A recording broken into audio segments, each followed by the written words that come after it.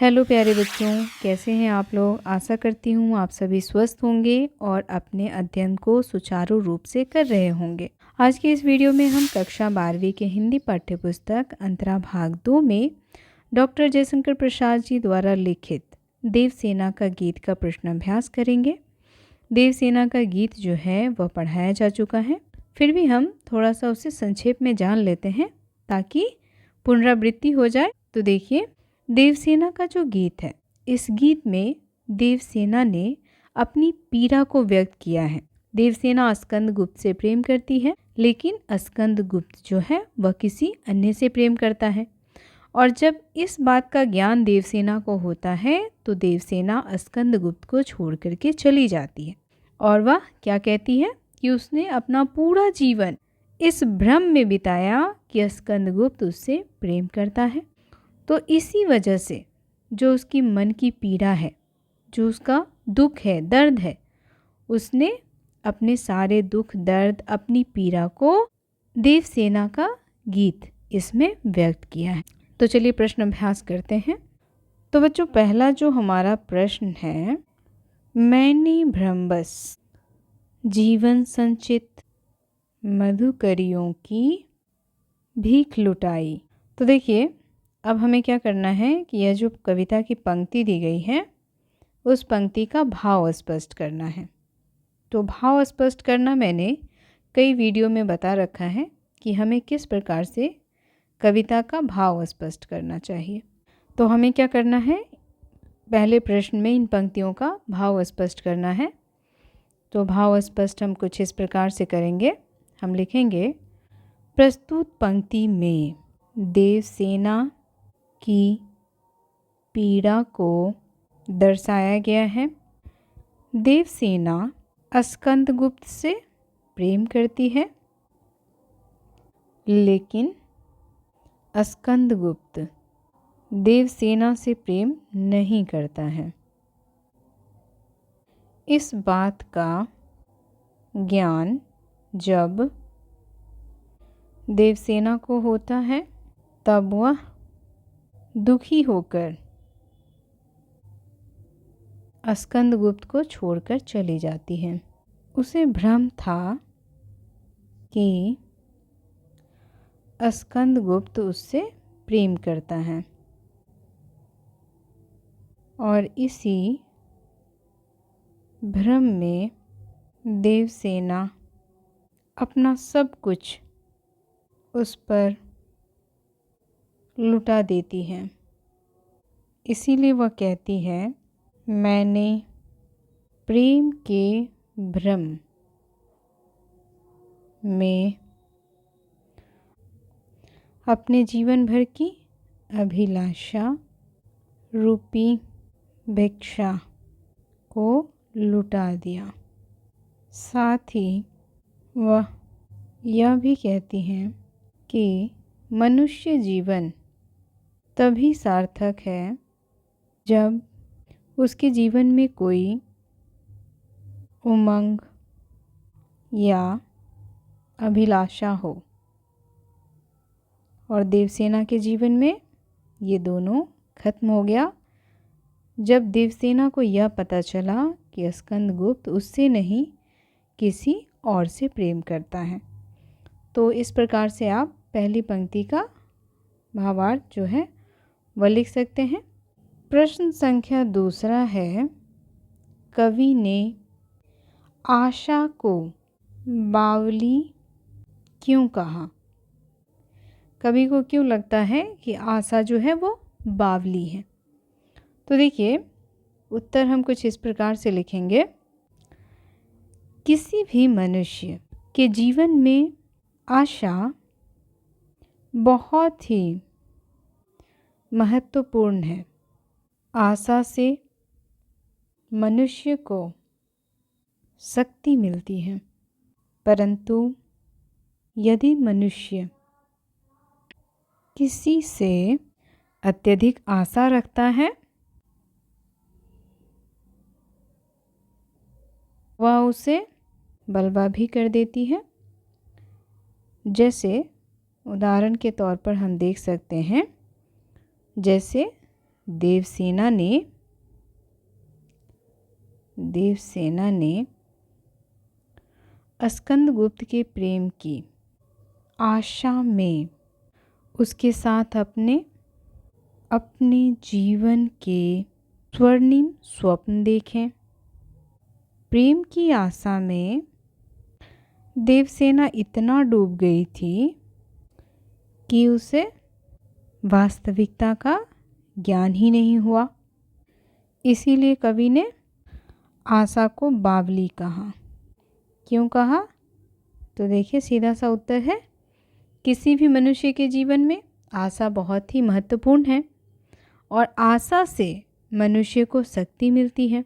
परंतु यदि मनुष्य किसी से अत्यधिक आशा रखता है तो वह उसे बलवा यानी बगावत भी कर देती है।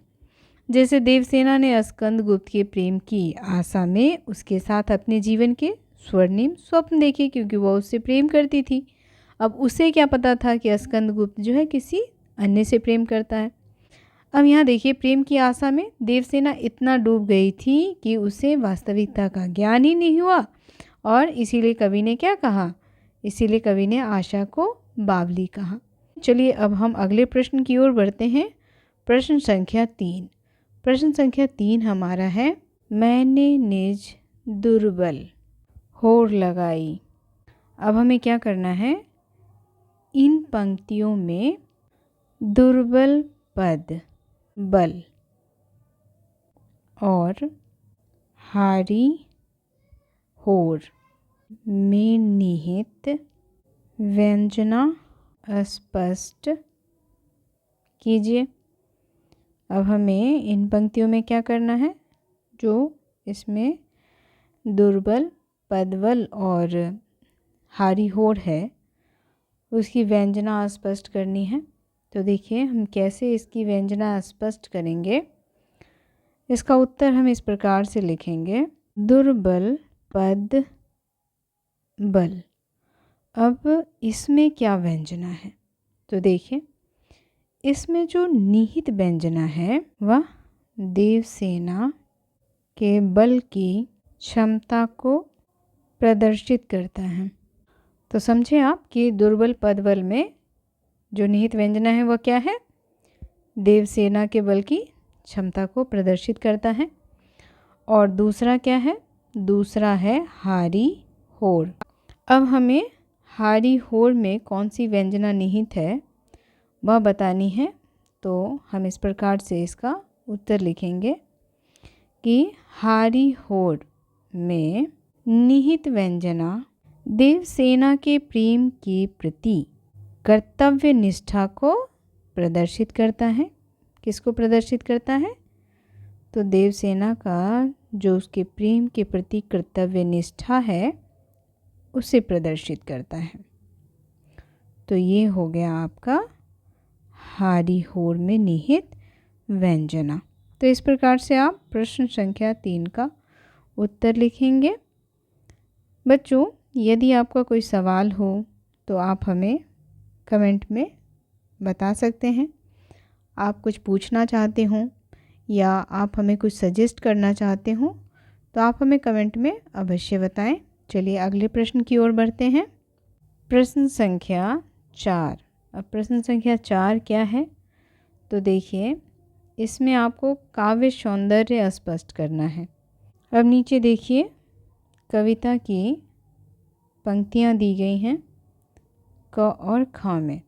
क में दिया गया है श्रमित स्वप्न।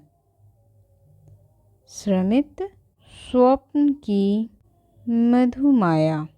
श्रमित स्वप्न की मधुमाया में, गहन विपिन की तरु छाया में, पथिक उनिंदी श्रुति में किसने यह बिहाग की तान उठाई, है ना। तो अब हमें क्या करना है? यह जो पंक्ति है उस पंक्ति का काव्य सौंदर्य बताना है। तो पंक्ति 2 है, हम दोनों पंक्ति यहाँ पर लिख लेते हैं। लौटा लो या अपनी था थी, मेरी करुणा हा हा खाती, विश्व न संभलेगी या मुझसे, इससे मन की लाज गवाई। तो अब हमें क्या करना है? इसका काव्य सौंदर्य बताना है। चलिए अब हम उत्तर लिखना आरंभ करते हैं। उत्तर हम इस प्रकार से लिखेंगे। कविता के इस अंश की विशेषता ये है कि इसमें बिंब बिखरा पड़ा है। देवसेना स्मृति में खोई हुई है। उसे अपने प्रेम के लिए किए गए असफल प्रयास का स्मरण से स्मृति हो जाती है। वह चौंक जाती है क्योंकि अचानक उसे उसी प्रेम के स्वर सुनाई पड़ते हैं। इसमें बिहग राग का उल्लेख है। इसे मध्य रात्रि में गाया जाता है। कवि ने स्वप्न को श्रम के रूप में कहकर गहरी व्यंजना व्यक्त की है। स्वप्न को मानवीय रूप में दर्शाया गया है। इन पंक्तियों में देवसेना की पीड़ा स्पष्ट रूप से दिखाई देती है। तो हम अब ख का काव्य सौंदर्य स्पष्ट करेंगे, जिसमें कविता की पंक्ति है। लौटा लोया अपनी थाती, मेरी करुणा हा हा खाती, विश्व न संभलेगी यह मुझसे, इससे मन की लाज गवाई। तो आप देखिए उत्तर आप इस प्रकार से लिखें यहाँ पर। इस काव्यांश में देवसेना के हतोत्साहित मानसिकता का पता चलता है।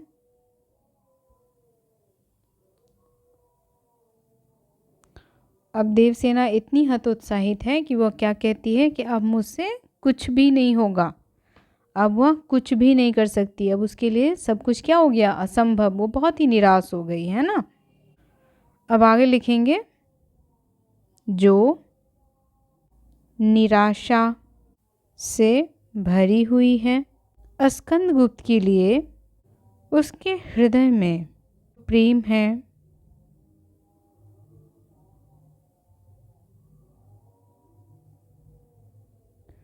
वह उसे प्रताड़ित कर रहा है। तो इस प्रकार से आप काव्य सौंदर्य स्पष्ट कर सकते हैं। प्रश्न अभ्यास का ये वीडियो यहीं समाप्त करते हैं। वीडियो आपको कैसा लगा कमेंट करके बताना बिल्कुल ना भूलें। आपका कोई प्रश्न हो या सुझाव हो तो आप हमें कमेंट करके अवश्य बताएं। वीडियो पसंद आया हो तो इसे लाइक करें। हमारे चैनल को सब्सक्राइब और फॉलो करना बिल्कुल ना भूलें। मिलते हैं इसी अध्याय में कार्नेलिया का गीत के प्रश्न अभ्यास के साथ। तब तक के लिए आप सभी का धन्यवाद।